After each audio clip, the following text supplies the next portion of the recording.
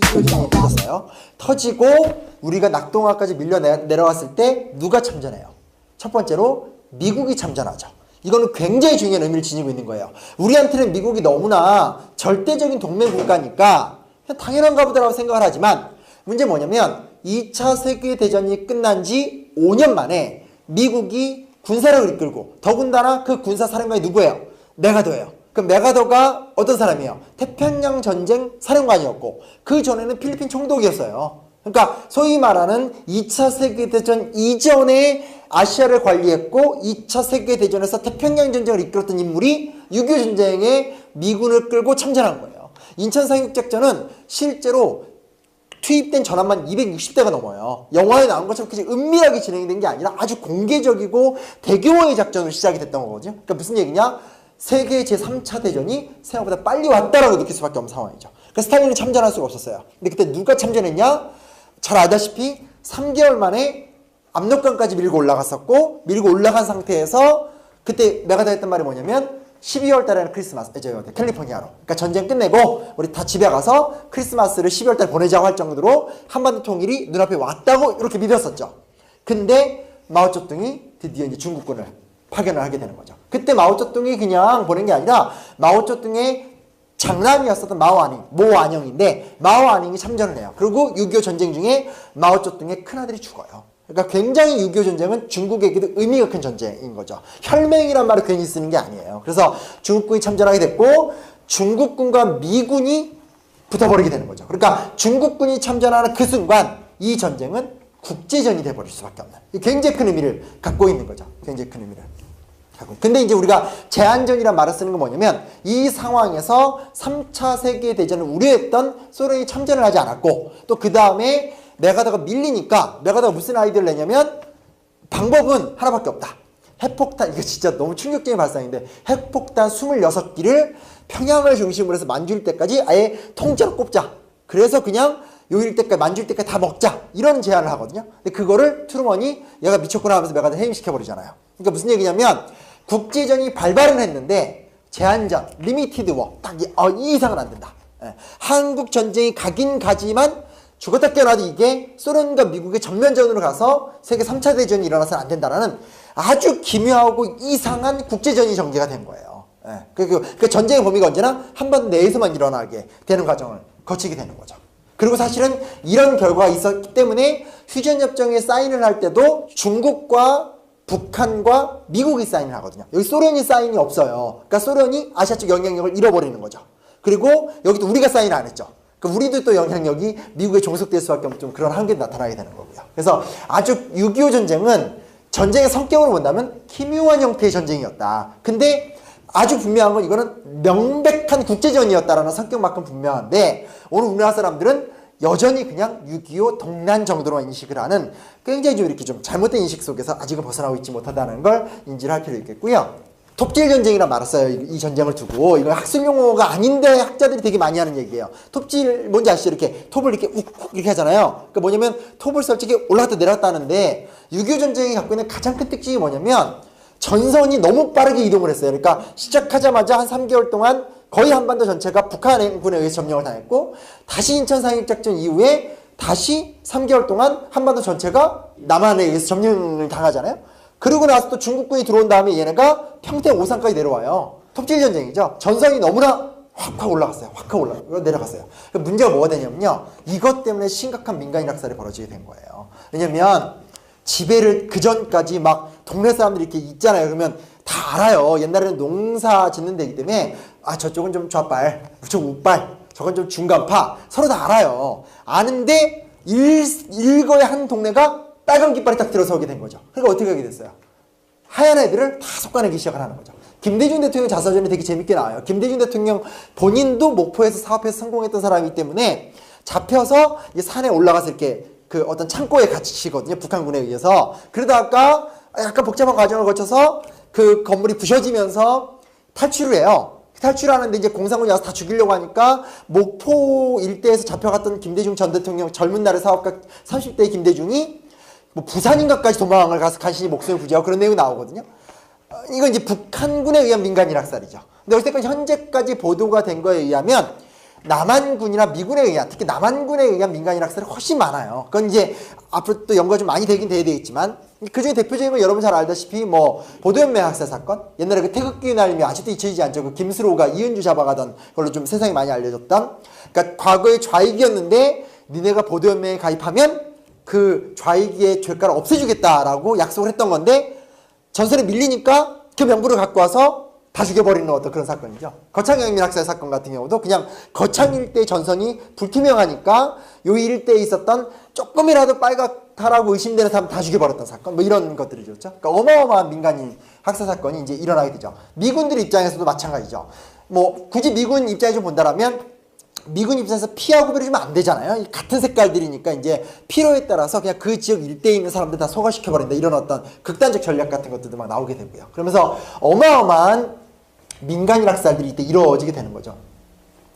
그러니까 이거를 내면화한 세대가 사실은 이제 우리 아버님 정도 세대가 되는 것 같아요. 그분들이 직접 민간인 학살을 겪지는 않았지만 바로 다음 세대잖아요. 그러니까 이런 무시무시함 속에서 어떤 반공이라는 생각을 하게 되는 그 여파, 그런 거죠. 그래서 이 톱경 전쟁을 통해서 민간인 학살, 반공주의, 또 이제 반공주의의 명분으로 한 독재 정권, 남한과 북한 이런 것들이 이제 이루어지게 된 거죠. 알려지지 않은 이야기가 있어요. 중간파 속어예요. 이게 뭐냐면, 자 보세요. 한 번쯤은 들어보셨을 거예요. 한국 현대사에 조금이라도 관심을 갖고 계신 분이면 이승만, 김구는 유명해요. 근데 김규식, 안재홍, 조소왕 분명히 독립운동사에서 유명했고, 근데 그분들이 지금 사실은 갑자기 안 나오죠.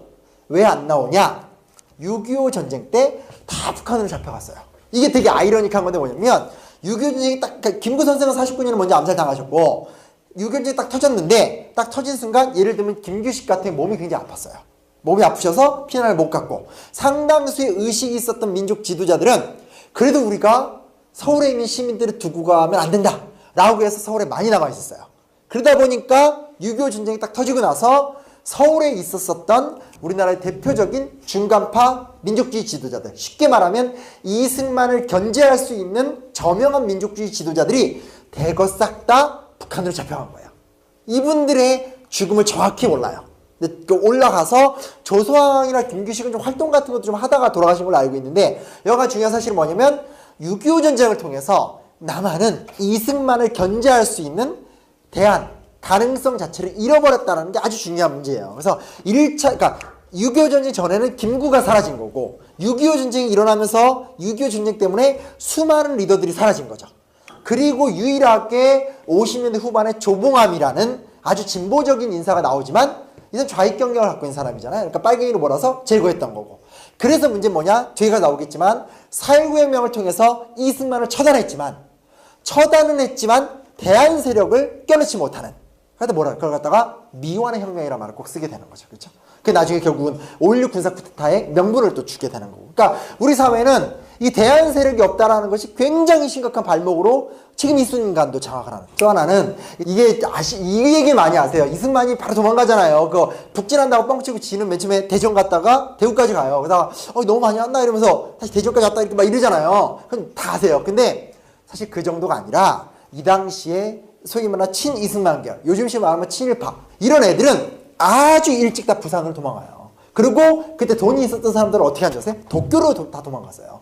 도쿄로 갈 배를 못 얻은 사람들은 어디로 갔냐? 제주도로 도망갔어요. 그리고 도쿄랑 제주도로 못 도망간 사람들은 낙동강 이하 부산에서 제일 안전한 데 들어가서 여성들이랑 어울리면서 막 그런 행동을 했었어요. 진짜 심각한. 그리고 실제로 낙동강 전선을 어마한 사람들이 지킨 것들이에요. 그리고 이 당시에 이승만은 뭐까지 생각을 했었냐면, 미국도 고민했던 건데 제주도 망명정부, 그러니까 도저히 한반도를 지킬 자신이 없으니까 제주도로 가자. 또 무슨 안까지 나온지 아세요? 제주도도 지키기 힘들다고 판단이 되니까 오키나와에다가 망명정부를 세우자는 얘기까지 나왔었어요. 그걸 이승만 정부와 미국 정부가 진지하게 대화를 나눴던 거예요. 그러니까 그런 의미에서는 정말로 메가더가 코리안 예수 그리스도가 맞아요. 메가더가 들어와서 인천상륙 작전 안 해줬으면 진짜 도대체 이게 역사 어디로 갈지 몰랐던 거죠. 그러니까 이런 얘기까지 많이 얘기를 안 하는데 6.25 전쟁의 결과로 우리가 얼마나 못난 정치사회적인 이야기들이 나왔는지는 냉정하게 살펴볼 필요가 있는 거죠. 뭔가 사회를 지켜보려 했던 사람들은 북한에 끌려가서 다 역사 속에 사라져버리고, 기득권을 가졌던 애들은 일본으로 망명가거나 부산에 있거나 이러면서 자기네 기득권을 유지하면서 거기에서도 놀면서 이렇게 낮에는 와서 이렇게 뭐 독려했겠죠. 하지만 실제로는 그 기득권을 취했다. 정말 부끄러운 역사 얘기들. 이런 것까지 사실 좀 알려질 필요가 있다. 그래서 어떤 해방 3년산 제가 다음 시간에, 5년산 다음 시간에 얘기해 주겠지만 6.25 전쟁사도 아주 개론적인 이야기지만 진짜 좀 관심 가져야 될 부분들이 많다라는 거. 그 다음 얘기는, 그러니까 사실은 우리 대한민국 역사 충분히 좀 재해석이 많이 필요해요. 왜냐면 이게 지금 한국 교육도 그렇고 이 이후부터는 그냥 이승만 정권, 박정희 정권 이렇게 가거든요. 그러니까 그냥 정권사로 가요. 대한민국 역사가 지금 벌써 70년이 됐는데 그 70년사를 이승만, 박정희, 전두환 이렇게 본다. 이렇게 봐버리면 무슨 문제가 생기냐면 결국은 독재 정권을 긍정하면서 얘기 시작할 수밖에 없거든요. 그리고 민주화 운동 같은 경우는 기껏해봤자 그 독재 정권의 최후의 가이드라인 정도만 되는 거기 때문에 그렇게 좋은 좀 역사관은 아니에요. 이승만부터 얘기를 간단하게 해드릴게요.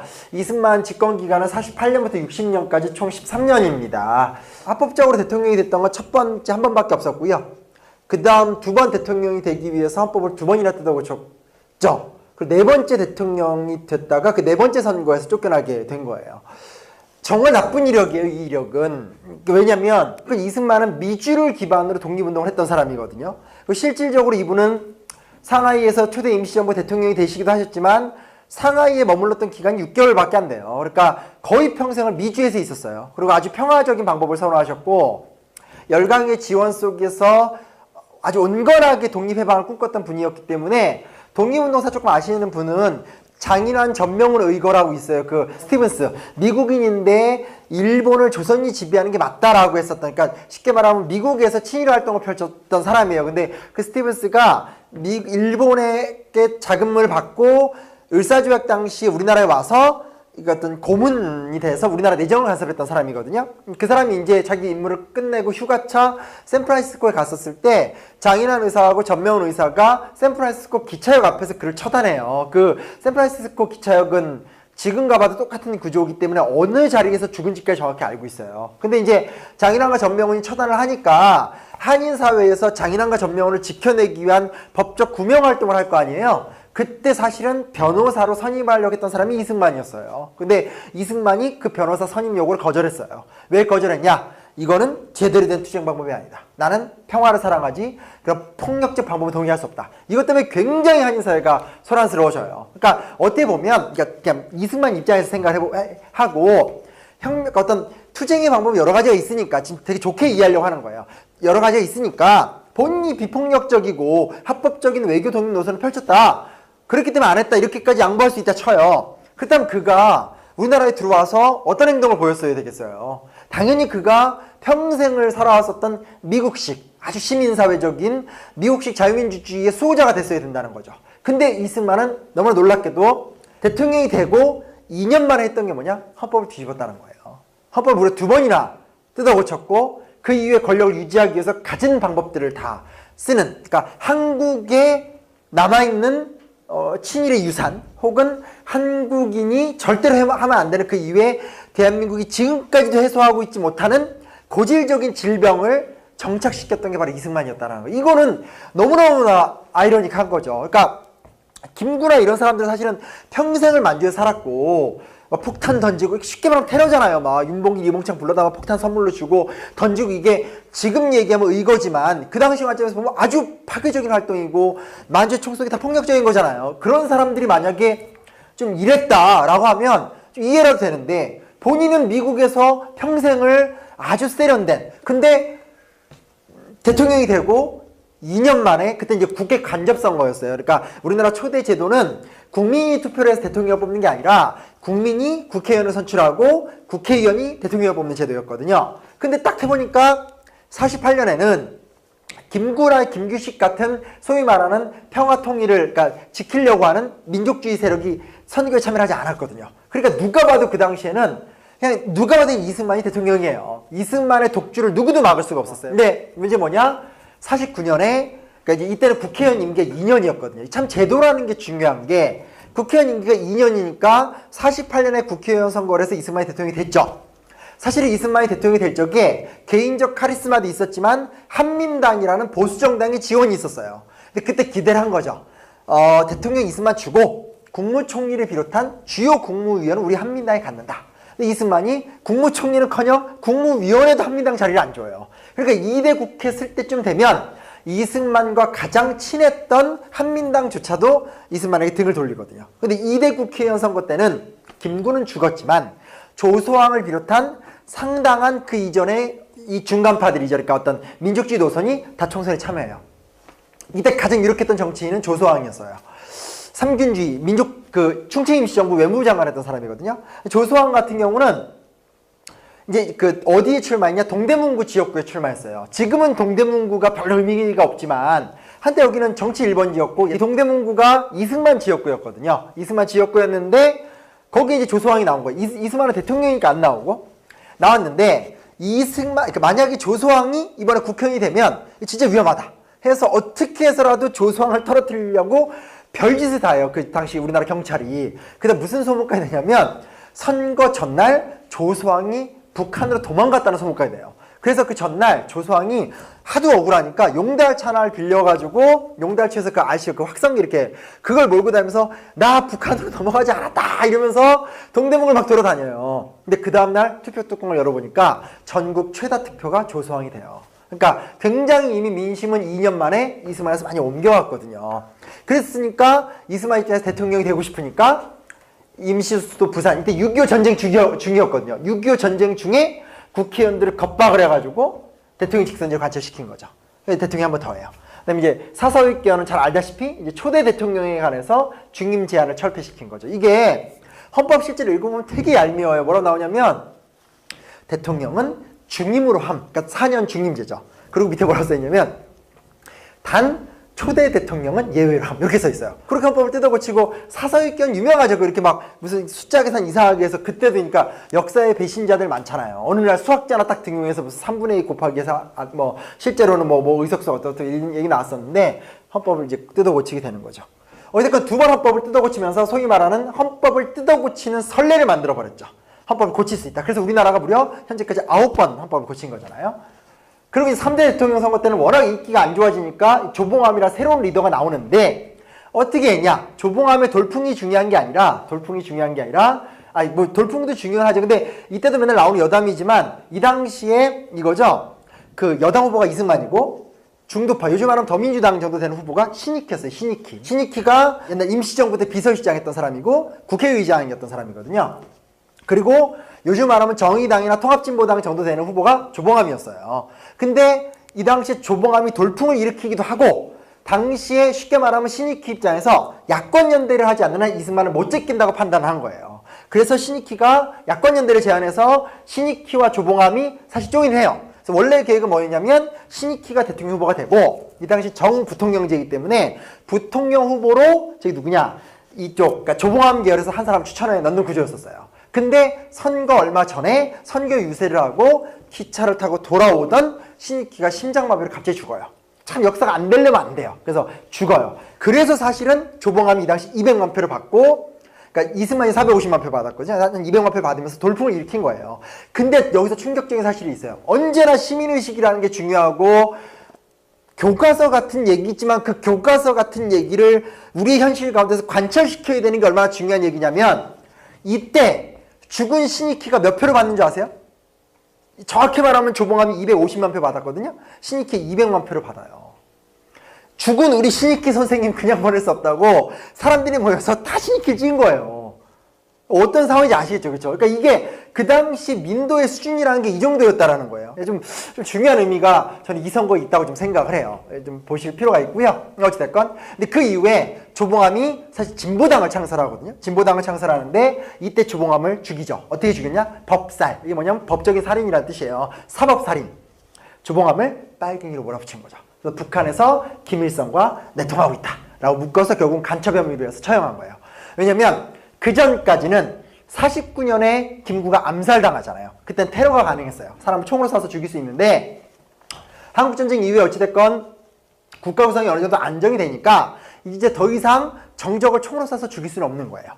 그리고 이승만의 지지도도 많이 떨어졌으니까 그러니까 총으로 쏴서 죽일 수 없으니까 카드가 무슨 카드예요? 방공카드인 거죠. 방공카드를 통해서 막 분위기를 조성해서 조봉암을 빨갱이에 몰아서 죽이게 된 거죠. 이때 신국가보안법, 국가보안법을 업그레이드를 시켜요. 원래 제주 4.3 때문에 국가보안법을 만들었었는데 업그레이드 시켰고 경향신문이라는 강력한 야당지를 폐간시켜버려요.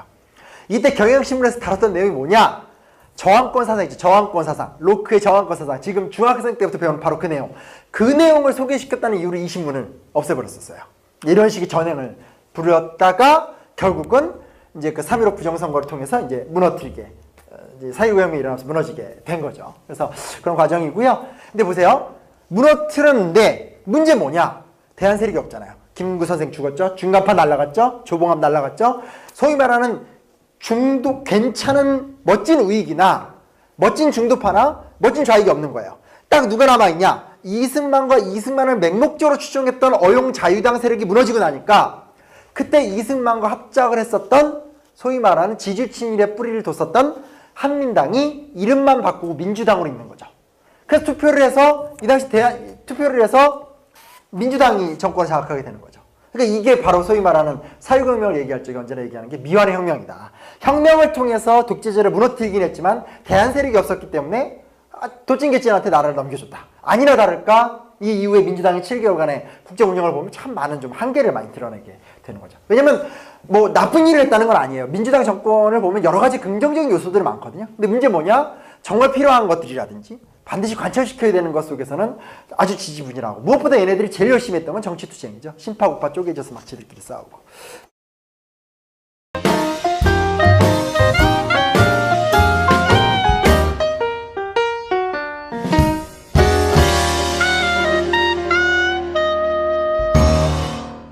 할 정도로 한반도 통일이 눈앞에 왔다고 이렇게 믿었었죠. 근데 마오쩌둥이 드디어 이제 중국군을 파견을 하게 되는 거죠. 그때 마오쩌둥이 그냥 보낸 게 아니라 마오쩌둥의 장남이었었던 모안영인데 마오안영이 참전을 해요. 그리고 6.25 전쟁 중에 마오쩌둥의 큰아들이 죽어요. 그러니까 굉장히 6.25 전쟁은 중국에게도 의미가 큰 전쟁인 거죠. 혈맹이란 말을 괜히 쓰는 게 아니에요. 그래서 중국군이 참전하게 됐고 중국군과 미군이 붙어버리게 되는 거죠. 그러니까 중국군이 참전하는 그 순간 이 전쟁은 국제전이 돼버릴 수밖에 없는, 굉장히 큰 의미를 갖고 있는 거죠. 굉장히 큰 의미를 갖고. 근데 이제 우리가 제한전이란 말을 쓰는 건 뭐냐면 이 상황에서 3차 세계대전을 우려했던 소련이 참전을 하지 않았고 또 그 다음에 메가더가 밀리니까 메가더가 무슨 아이디어를 내냐면 방법은 하나밖에 없다. 핵폭탄, 이거 진짜 너무 충격적인 발상인데 핵폭탄 26기를 평양을 중심으로 해서 만주일 때까지 아예 통째로 꼽자. 그래서 그냥 요 일때까지 만주일 때까지 다 먹자. 이런 제안을 하거든요. 근데 그거를 트루먼이 얘가 미쳤구나 하면서 메가더 해임시켜버리잖아요. 그러니까 무슨 얘기냐면 국제전이 발발은 했는데 제한전, 리미티드 워, 딱 이 이상은 안 된다. 예. 한국 전쟁이 가긴 가지만 죽었다 깨어나도 이게 소련과 미국의 전면전으로 가서 세계 3차 대전이 일어나서는 안 된다라는 아주 기묘하고 이상한 국제전.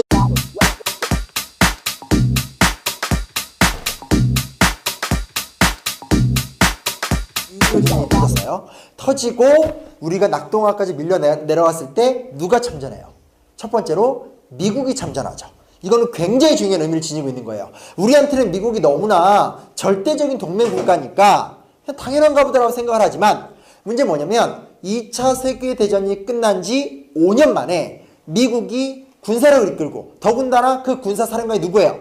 메가더예요. 그럼 메가더가 어떤 사람이에요? 태평양 전쟁 사령관이었고 그 전에는 필리핀 총독이었어요. 그러니까 소위 말하는 2차 세계대전 이전에 아시아를 관리했고 2차 세계대전에서 태평양 전쟁을 이끌었던 인물이 6.25 전쟁에 미군을 끌고 참전한 거예요. 인천 상륙작전은 실제로 투입된 전함만 260대가 넘어요. 영화에 나온 것처럼 그냥 은밀하게 진행된 게 아니라 아주 공개적이고 대규모의 작전으로 시작이 됐던 거거든요. 그러니까 무슨 얘기냐?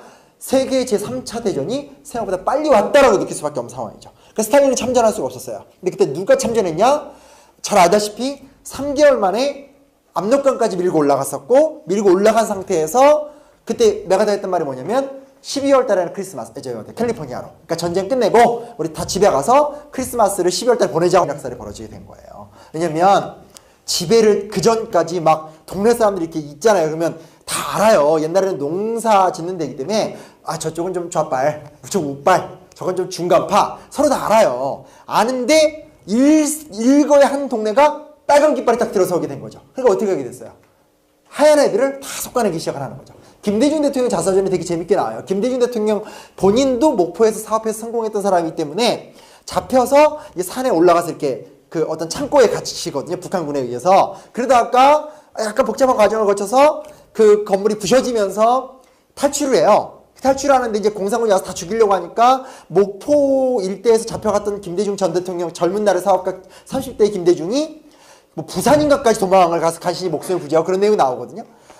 이건 이제 북한군에 의한 민간인 학살이죠. 근데 어쨌든 현재까지 보도가 된 거에 의하면 남한군이나 미군에 의한, 특히 남한군에 의한 민간인 학살이 훨씬 많아요. 그건 이제 앞으로 또 연구가 좀 많이 되긴 돼야 되겠지만, 그중에 대표적인 건 여러분 잘 알다시피 뭐 보도연맹 학살 사건, 옛날에 그 태극기 날림이 아직도 잊혀지지 않죠. 그 김수로가 이은주 잡아가던 걸로 좀 세상에 많이 알려졌던, 그러니까 과거의 좌익이었는데 니네가 보도연맹에 가입하면 그 좌익의 죄가를 없애주겠다라고 약속을 했던 건데 전선에 밀리니까 그 명분을 갖고 와서 다 죽여버리는 어떤 그런 사건이죠. 거창경민 학살 사건 같은 경우도 그냥 거창 일대 전선이 불투명하니까 요 일대에 있었던 조금이라도 빨갛다라고 의심되는 사람 다 죽여버렸던 사건, 뭐 이런 것들이죠. 그러니까 어마어마한 민간인 학살 사건이 이제 일어나게 되죠. 미군들 입장에서도 마찬가지죠.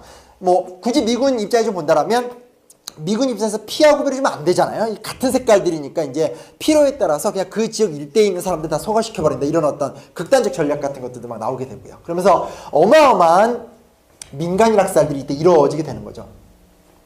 그러니까 이거를 내면화한 세대가 사실은 이제 우리 아버님 정도 세대가 되는 것 같아요. 그분들이 직접 민간인 학살을 겪지는 않았지만 바로 다음 세대잖아요. 그러니까 이런 무시무시함 속에서 어떤 반공이라는 생각을 하게 되는 그 여파, 그런 거죠. 그래서 이 톱질 전쟁을 통해서 민간인 학살, 반공주의, 또 이제 반공주의의 명분으로 한 독재 정권, 남한과 북한 이런 것들이 이제 이루어지게 된 거죠. 알려지지 않은 이야기가 있어요. 중간파 속어예요. 이게 뭐냐면, 자 보세요. 한 번쯤은 들어보셨을 거예요. 한국 현대사에 조금이라도 관심을 갖고 계신 분이면 이승만, 김구는 유명해요. 근데 김규식, 안재홍, 조소왕 분명히 독립운동사에서 유명했고, 근데 그분들이 지금 사실은 갑자기 안 나오죠. 왜 안 나오냐? 6.25 전쟁 때 다 북한으로 잡혀갔어요.